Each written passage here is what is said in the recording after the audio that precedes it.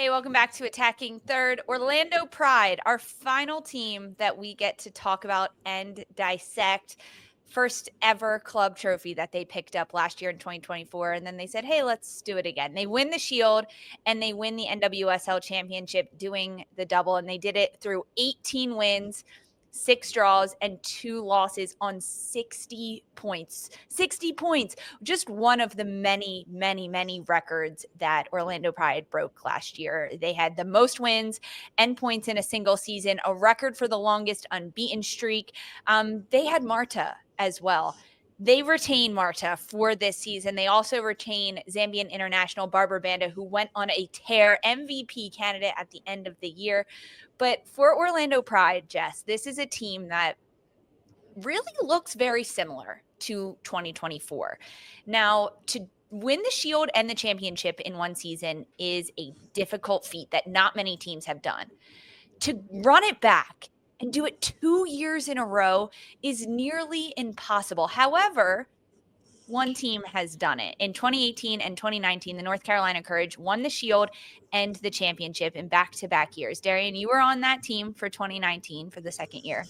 Jess, you were on the team. 2018, I'm sorry, for the first year. Jess, you were on that roster for North Carolina both times, the 18th and the 19th year. Does Orlando Pride have what it takes to do the double in back-to-back years? I absolutely think so. I think that since Orlando Pride hasn't made very many changes this season, and they're coming off of such a tremendous season last year, I think they can replicate going into this season. Record may not be as amazing as it was last season, but I think it's very possible for them to win the Shield and the championship this year, simply because there hasn't been very many roster changes, like I said. But at the end of the day, it's so hard to it's hard to break that mentality that a team had already had the season beforehand, and then you're able to transition that going into the next season. But to top it off, Barbara Banda, obviously she was a very standout footballer in the 2024 season in the WSL. She's very, very young, and this was her first season here. Imagine what she's going to do in 2025, still playing alongside Marta, who is 6-time FIFA Player of the Year, only player to ever score in 5 consecutive Olympics, only player who scored 17 goals in all World Cup competitions out of men and women, and that's same with the Olympics, out of men and women.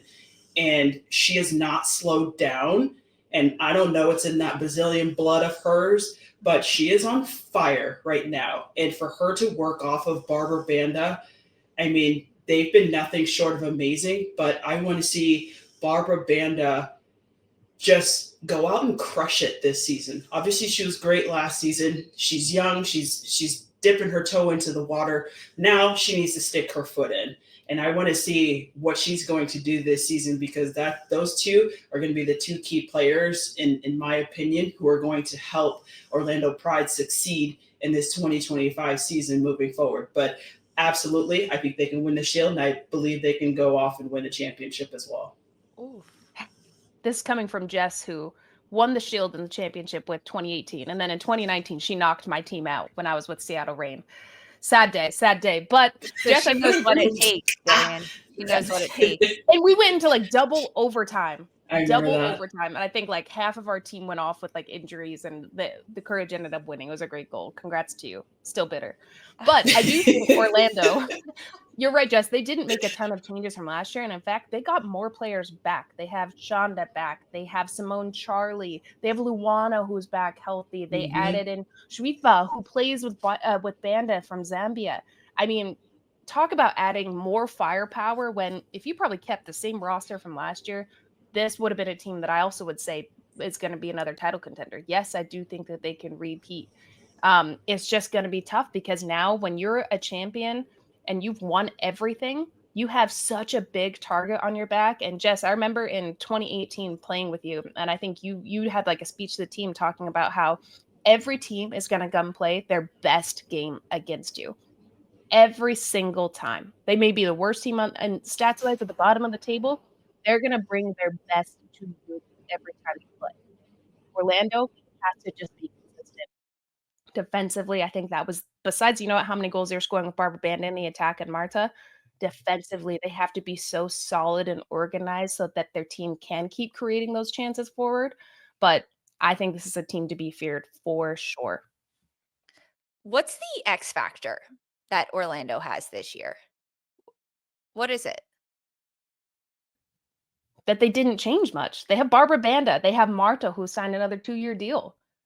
Those are players you build your team around, you build your style of play. And I think we saw so many ideas from Orlando last year that that wasn't so just being direct, going to Banda, letting Marta show off her stuff, and we saw the other weapons that Orlando has sometimes get their shine. How do they get all of that to happen at the same time?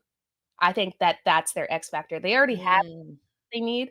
It's how are they building on it this year so that we're not just worried about Banda. We're not just worried about Marta.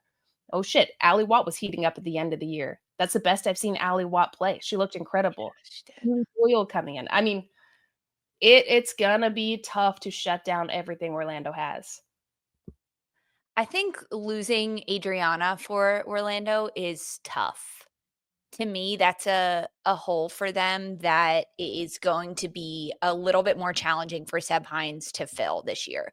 But also remember in 2024, Orlando had the emotional drive of Marta, which of course she's still there, but it was this whole incredible story of her being at the club for so long and never winning anything and giving so much to the game. And she retired from international. Was she going to retire from domestic?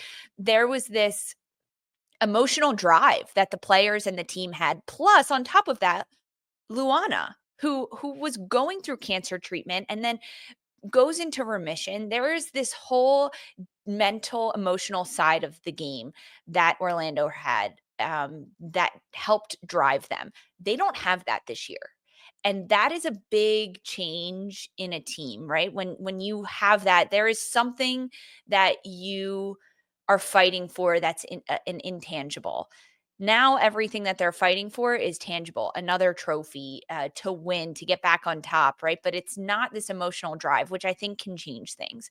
And if you don't have that emotional intensity every single day, there are definitely holes where teams can sneak in and creep up on you. I don't expect Orlando to be at the bottom of the table at any point during 2025, but I think it's going to be a much harder season for them to stay at the top, as you mentioned, Dee, because every single team is going to play their best against them and going to look to break them down. And because there aren't as many changes in a team and in a style from what we can expect from Orlando, it's going to be, you're going to have more ammunition going up against what you know from last year's Orlando Pride. And there's a lot to play for this season because they're all gunning for the title and for the trophy.